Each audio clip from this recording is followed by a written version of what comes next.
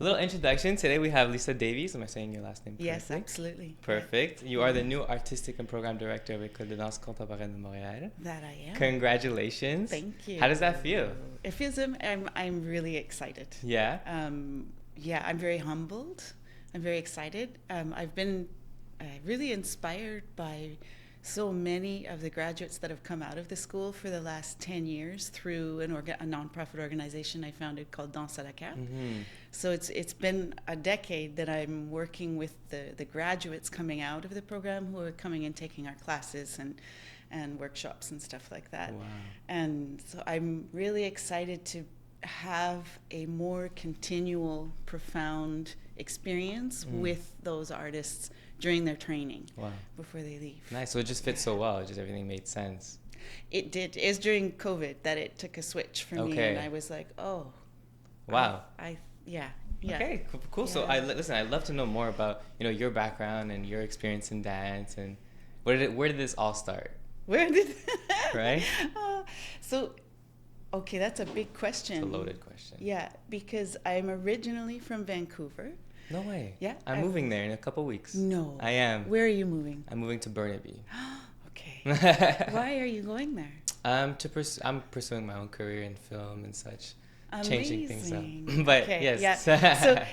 So I was born in Vancouver. I grew up in Maple Ridge, and that's where I started dancing. Okay. And I started, this is in the 80s. And so I was a competition kid. Oh yeah. And did jazz and tap and break dance and no ballet. I hated ballet. Really? And then I was around 14, and this teacher that I really, really loved, he was an incredible teacher, our jazz teacher. He insisted if we wanted to take his classes, you had to take ballet. And so I kind of moped my way in, and I found a lot of security and challenge in the discipline at that age. I think before that I was too young. I loved the challenge, and then through there I got a scholarship to come to go to Banff. There used to be a summer program in Banff. Beautiful there, wow. Gorgeous, gorgeous, gorgeous, incredible experience every summer for 5 weeks. There used to be both a training and a professional program. And from there I met a teacher here in Montreal and a whole gang of students. And it's funny because this is the same time period that École de Danse Contemporaine de Montréal was founded. Okay. So it didn't really exist yet when I came here. Wow. And so when I came here, it was through a scholarship with École Supérieure du Ballet.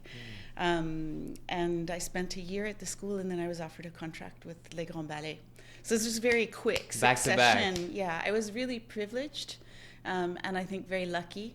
There's a genetic component in my case where my body was apt in certain forms, but my passion and my heart was always with contemporary dance. Okay. And so once I started dancing for Les Grands Ballets, I was 18 years old, and I think by the time I was 20, I was so lucky to already be working with really incredible contemporary choreographers like Ohad Nahar and Edward Locke from here in Montreal. Wow. I had worked with Crystal Pite already in Banff, and so that was I think I was more known within the company as taking on that contemporary role. And then after my career as a dancer, it ended quite early. I had a massive back injury, and I spent 4 years out of the dance world. Wow. In physical rehab. And then when I came back as a rehearsal director for Les Grands Ballets and Ballet Jazz de Montréal after that. And then branched out on my own and was working with Rubber Band Dance Group. Incredible. And traveling through Europe, guest teaching, assisting a choreographer in Europe named Christian Spuck, really getting to experience a whole new aspect outside of the Montreal. And was that in your 4 years where you were injured? No, so after my injury, I actually went back to school. I was studying in pharmacy. I did an internship at the Montreal Heart Institute. And then when my daughter was born, it just, ça me manquait beaucoup. I really, really missed dance. I think even when we stopped dancing, we're never not a dancer.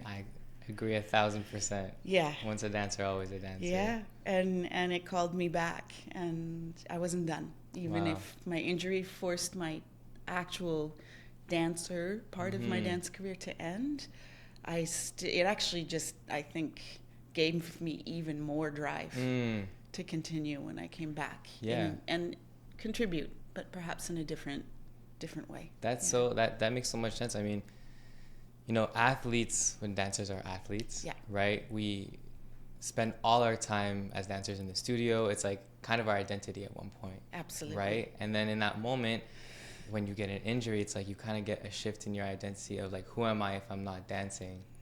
Right? Can you speak to that? Like, what did you learn in those 4? Because I've had an injury that's lasted 6 months, right? Okay. But 4 years is a lot longer. What have you learned about yourself in that time? Oh, that was probably one of the most major fundamental life lessons, life-changing moments that I've had, because I think up until that point, I was 26, 27 when it happened. And so I had been dancing since I was 7 years old. Wow. I didn't know who I was outside of that. So what did I learn? 4 years was really long, and I didn't have a choice because it was about quality of life. So I couldn't let go of the rehabilitation process.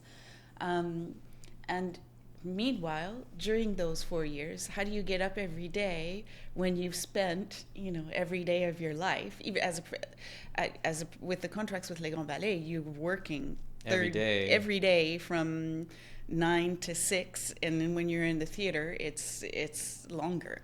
So you who are you outside of that? I think it maybe perhaps brought balance, a different importance, bringing attention to the importance of balance. And I think also artistically we're nourished by our experience outside of the studio. And so as a teacher now, I think as a coach, those things are important to me now. I think those are little gifts that are easy to forget. Also the joy of dancing. Sometimes I think once that's stripped away, you're not able to do it anymore. You realize I wasted a lot of moments, like putting so much pressure on myself and taking it so seriously, and I need to work so hard and setting all of these goals, and we forget why we started in the first place. Yeah. Those are some of the things. I agree. Wow. That makes so much sense. I mean, for the longest time, I would go outside of Montreal to take class. I would go to New York, I would go to LA, etc., and I would go from the plane to the studio, to the hotel room, back to the studio, back, right? And it's like, we forget that, like, I would come back home, my dad would be like, so you went to LA, like, what did you see? I was like, the 4 walls of the studio, and there's like so much more that we don't take into consideration. Yeah. Right? And just to what you said, to your point, life and dance is hand in hand. At the end of the day, right? Your experiences shape who you are as a dancer. Yeah. How would you say your experiences in that time off shaped who you were afterwards when you went back to dance? Well, definitely in terms of approaches to the athletic component of it, approaching it in a healthier way. Bringing attention to the mechanics of the body, especially with something like ballet. Break is also quite hard on the body. So, and in contemporary dance, there's many choreographers. It's quite brutal on the body. So, what kind of training practices can we implement to create a better future for our artists in the field now? That's definitely one way that it's formed. It's formed what I do now, and I think also in general just the broader picture, stepping out of it and going, okay, what's really important here? Is in the long term. Yeah, the bigger picture. I think sometimes we can get so caught up in the micro when we're dancers. Mm-hmm. And I mean, that's it is what it is. Like we're there defending the works that we're dancing in. We're there just giving every cell, every molecule of our passion to it. But it's important to step back and try to look at it from a different angle. And just, Wow. 360-degree view of things. All around. You can't do that if you're in it, in the micro. So, I would say that's had, yeah. Nice. And, like having that person on the outside, a mentor, to tell students these things that they're so caught up that you've lived through is so helpful, right? It's completely different. And, so prior to you taking over now, it was Lucy Boisino? Yes. Who was the director? Yeah. And she's been there for, I think, almost 20 years. Yes. Right? How does it feel for you to now take her position and step in? Intimidating. Right? No, I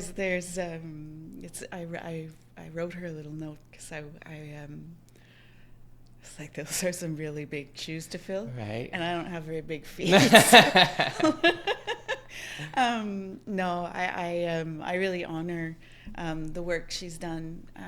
And there's so many things that we can touch on, but I think what resonates with me the most is Lucy's great attention and capacity to create and hold space for the individual artist, which is it's just something I find really beautiful. And so that's also one of the things that I've admired out of all of these graduates that I see coming out, that I've worked with, who come out of the school in the last 10 years, is that they know who they are as an artist already when they're coming out. And I think a large part of that is because the space she's held for each individual within the program. Yeah, one of the many things. Yeah. So it's like, how do you balance that need to teach and give that technical training while still nurturing the individual artists? I think that's where I'm quite fortunate in terms of Danse à la Carte. The work that we've done there is we bridge a lot of the different parts of our dance community. And so in our workshops and classes, we'll have ballet dancers, contemporary dancers. We've had street dancers, had whackers, had everything. Folk dancers. We've had Latin, like all types of dance disciplines.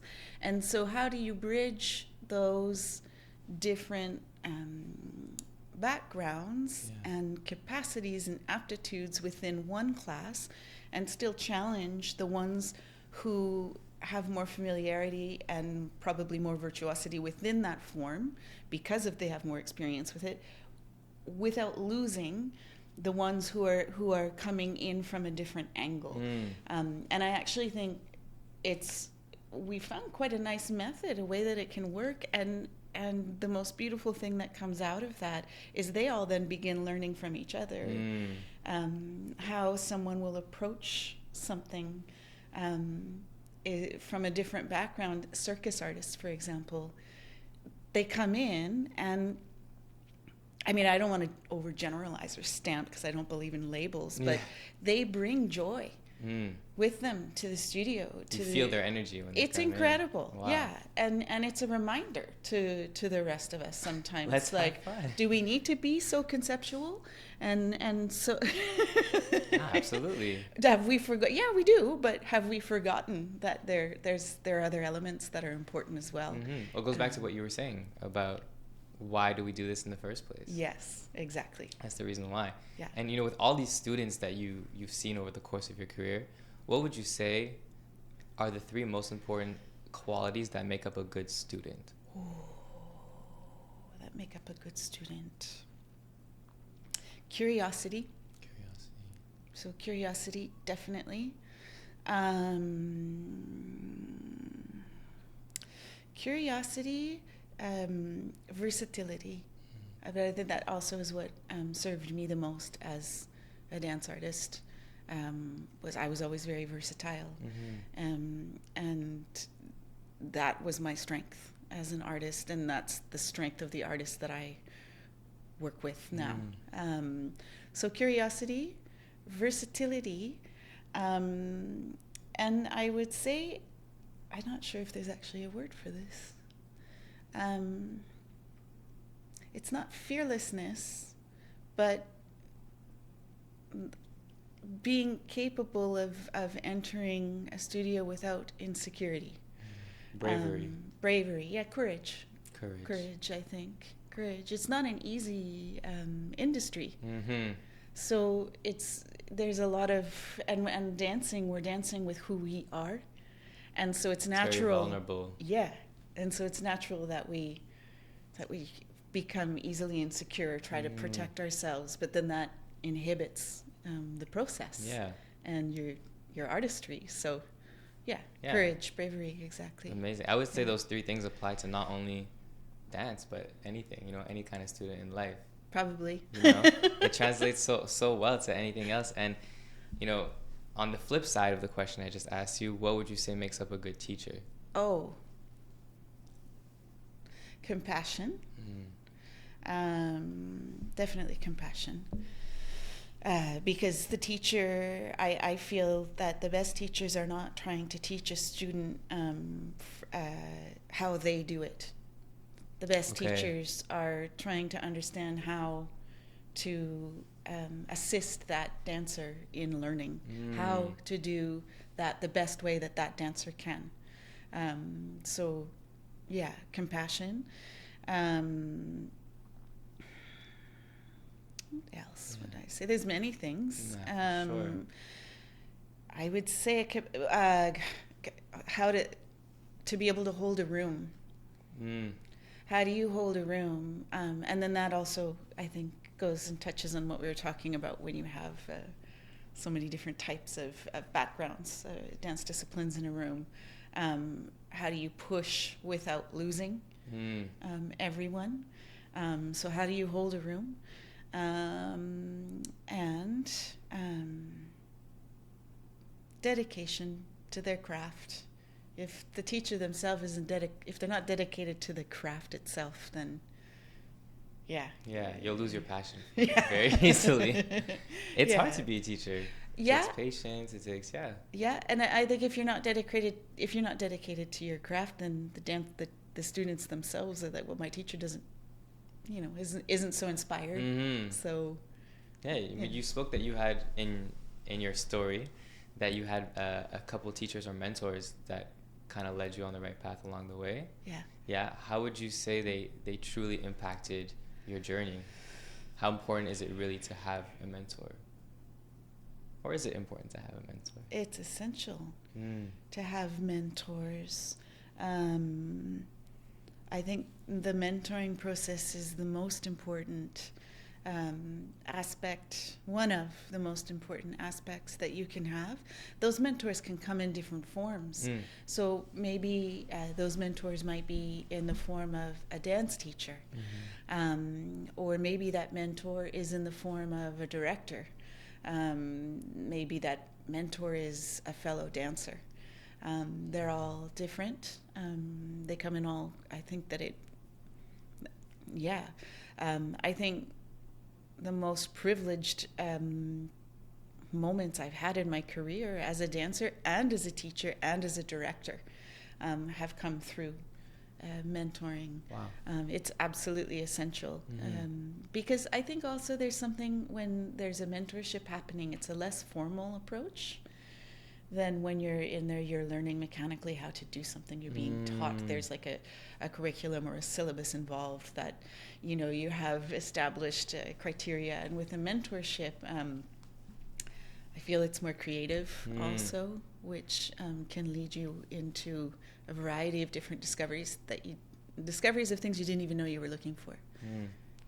By finding the right mentor. I really love what you said, that a mentor could be a friend, or a classmate or whatever. And I feel like sometimes the connotation of a mentor is, somebody who is absolutely at a higher position, who has been through what you've been through. Yes. Who, that's what we think when we think mentor, but we have so much to learn from our peers. Absolutely. And I think it's so beautiful about the program.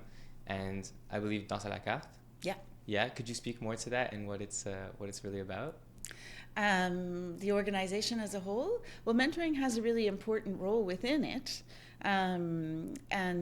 but the organization as itself, we founded it, me and two other ladies, Robin Mattis and Véronique Giesson, in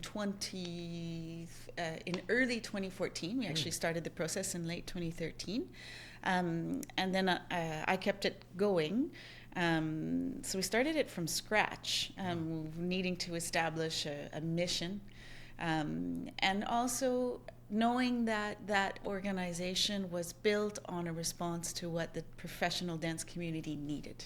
So there was a constant open line of communication between professional dancers and teachers and choreographers. And how do you do that? Sorry, how do you do that? How do you find that communication? Just through in the studio asking? I chase them. No. Hunt them. Yeah. A lot of it is through. I prefer the studio method. Okay. At least before I did. I mean, now I'm a bit older now, but I just feel like in the studio it's again less formal, and so then. There's less of a hierarchy involved, and it's More we're honesty. just yeah, exactly, like dancer to dancer, like okay. What do you like? Yeah, so I think in the beginning it was in that way, but then through surveys and many things like that, I'm constantly harassing people with surveys. We have 250 members now. Wow. And we have anywhere between 40 and 60 faculty members of teachers and choreographers. Amazing. And artists in residency and mentors. And there's 4 programs. There's the professional training program, which runs throughout the year. And that's professional training, daily training classes for professional dancers. There is the residency program, which is studio space and mentoring for choreographers to do research and creation.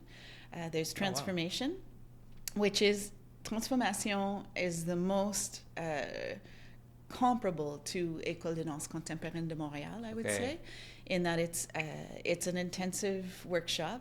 It takes exploring the spectrum of contemporary dance, and it's a 2-week intensive, and we host about 150 dancers in those 2 weeks for these intensive workshops, and it's a really special moment for developing new skills and networks between dancers, choreographers, teachers in contemporary dance. Oh my gosh. Yeah. And then we also have a new program which I created during COVID, which also I feel is what led me to really become convinced that I wanted to go in this direction with the school.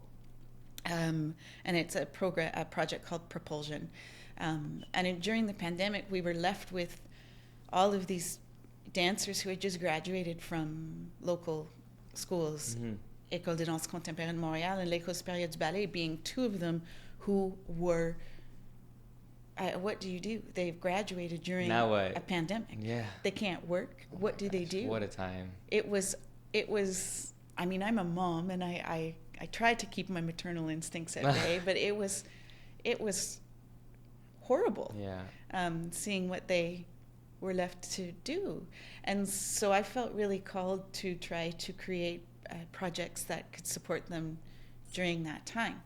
And so one of the projects I created was Propulsion, and we brought in an iconic, internationally recognized choreographer, Edward Locke. Yeah. And we brought in, I think it was 7 or 8 internationally established dancers who acted as mentors, and 10 or 11 recent grads from, most of them were from École de Danse Contemporaine Montréal. We also had from École Supérieure du Ballet, and I think UQAM. And we spent a week together in the theater, immersing them in a professional environment, preparing them for, how do you go about a day in the life of a professional dancer without babying them. This is what it is. And how do you feel a theater?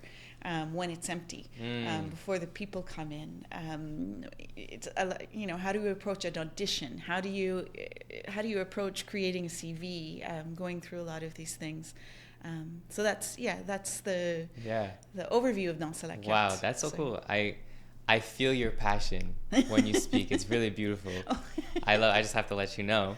And with that being said, how do you fuel or keep your motivation in those times? I mean, now we're talking about COVID, which is a drastic situation. But what drives you to create these new incentives, to create these new projects? Like, what at the end of the day is it something that you were born with? Would you say you're somebody who's always wanted to try new things, wanted to lead? What drives you? No, I have never wanted to lead. Really? No. So it's something that was learned. I prefer behind the scenes. I like to help. Okay. I think, and so then when you asked that question, I was like, where does this drive come from? But I think it's that I like to help, and I like to help behind the scenes. So if that's in assisting a choreographer, when I'm in Europe and setting a production, and I want that choreographic signature to be transmitted, and if it's as a teacher, and just helping a dancer attain new skills and meet challenges. If it's helping springboard artists into new opportunities, I love connecting people and then seeing them go off and create opportunities and projects together. But it's never come from an ambition to lead. That's not.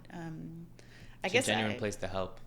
Yeah, and I think it inspires me when I see people just embracing their best them, the best version of themselves, as an artist, as an athlete, all of those aspects. Yeah. So I think it's just knowing that I've contributed to the process somewhere. That's all I need. Yeah. A teacher and a mentor is like, it has such an impact on everybody's lives, like we were talking about, and sometimes you don't realize how many people you touch in the way that you help, right? So it's incredible, like especially leading a program and such, and in dance, I feel there's also many paths that you can take within dance, right? And sometimes it's like it can be confusing. It can be like, where do I really want to take this, It's amazing for dancers who are in the program and get to work with you and such. Could you speak to perhaps certain dancers who would love a word of advice as to how to find their path in dance and where to go and what their mission should be? Not that should be, but how they can find themselves and what they want to do through dance. Kind of a loaded question. Okay, Jamie. That's fantastic. But this is actually, I feel that this is one of my main focuses with taking on this role with the school, is finding answers to that. I don't think I have one answer. I think that answer is individual depending on the circumstances and discipline, which is fair, of each dancer. So there's so many. I think we have to start by helping young dancers really understand the ecology of the dance ecology that exists.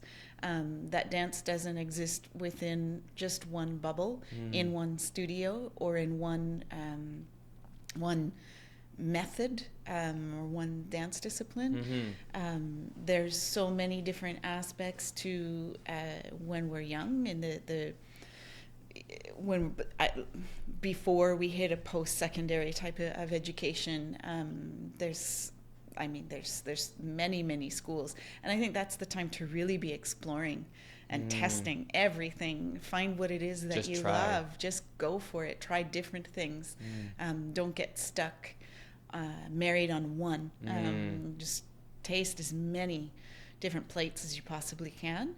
And then once you start hitting that post-secondary, I think is where we need to kind of expand our awareness of what's beyond that next step. Okay. Is it like, what are you drawn to? Is it commercial dance? Okay, so if it's commercial dance, like within commercial dance, what is it that you're drawn to? Is it videos? Is it there can be so many. Is it hip hop? There can be so many things. If it's contemporary dance, it's the spectrum is so vast. Is it concert dance? So do you see yourself on stage? Do you see yourself dance circus? There's a lot of work for contemporary dancers in circus, and circus is a huge industry. So is that something that you're drawn to? Are you interested in being a choreographer or a dancer? Are you interested in being a teacher? Do I need to be a dancer first in order to be able to inform those next career goals? Yeah. So I think we just need to establish like which direction it is that we want to, and also within them, like there's such a spectrum of physicality. And so I think that each dancer needs to identify, like, where do I identify on that spectrum? On that more conceptual side, or on the hyper physical side? And what choreographers and companies are working within that realm? But to your point, that was excellent. And dance is very physical, right? It's an athletic sport. Something that I feel we don't talk about enough is, you can be a dancer, then if you decide you can take the path of choreographer, but at a certain point, all athletes have to retire. Yes. Right? What is life after dance? Or at what point do you decide I'm going to stop being on stage? And same thing as like professional athletes, you hear about people in the NFL who become depressed afterwards because that's all they knew for so long, and it's a hard reality to face, and it's just like it's something that we tend to ignore, or we tend to perhaps not open up for discussion of what should I do after a certain point. This is a tough one, because it's unavoidable, and I think for a lot of dancers, when that time is approaching, some find a smoother path. And so perhaps they might focus the first part of their career on those more physically demanding types of work, and then move towards more conceptual methods that are not quite as demanding on the joints, at least, of our bodies. And that can help, I think, expand the lifespan of your career as a dancer. I think it's important that we already start preparing ourselves while we're dancing, and already be aware that the skills you're learning as a dancer you want to be able to apply those afterwards. And so I don't think we bring enough awareness to those things, like the discipline that it takes to be a dancer. That's not a magic lottery ticket when you're finished. Like I was a dancer, so that means I'm disciplined. So that means you can give me a job doing anything. But it's for us to take that discipline and use it. Very true. Later to find what it is that you want. It's such a tricky one. In my case, it was forced upon me. I didn't have a choice. And so I went through it much earlier than most of my peers. And so I think in a way I felt like I kind of ended up having to go through it alone. Yeah. And then it broke my heart when I saw all my friends going through it later. Yeah, it's a tricky one, but I wish I knew then what I know now, being that once you're a dancer, you're always a dancer, what we said before. And the parameters of that might shift in terms of what we're physically capable of doing, and that sense of what is that word I'm looking for? that sense of abandon when you're a dancer. I think we need to find other passions to be able to fulfill those things also. Personally, I don't know that we can find such a well-rounded realm of like profession as a dancer that can touch on so many different aspects of being a human, and really just exploring such an array of emotion and physicality, all of it. Being a human at the end of the day. And that's something that we forget. I feel like we have to remember that we're human first. No, as a dancer, we're superhuman. It's like you're human first. And at the end of the day, like when you're in the studio and you see a peer, like you're human to human, not necessarily dancer to dancer. Yeah. And listen, that was amazing. Thank you so much, Lisa. Thank you. I really appreciate having you here. Is there anywhere that anybody can find you? Do you have anything coming up that you would love to promote? Well, I mean, I will be starting gradually my new position with École de Danse Contemporaine Montréal at the beginning of May. That will be a gradual approach, and then I'll be starting full-time in the summer with the stage d'été, with the summer intensive for the school. And so you'll be able to find me there. And otherwise, before that, you would be able to find me at Danse à la Carte. I still am teaching. Up until then, I'll still be teaching with also Ballet Jazz de Montréal. I'm with Rubber Band right now in the studio, who has performances coming up in a couple of weeks in Place des Arts. And we have Transformation here in Montreal this year, 3-week intensive instead of 2 weeks. Amazing. Yeah. So, you can find me. Find you everywhere. Amazing. Thank you so much. So nice having you. Thank you. Thank you, Jamie.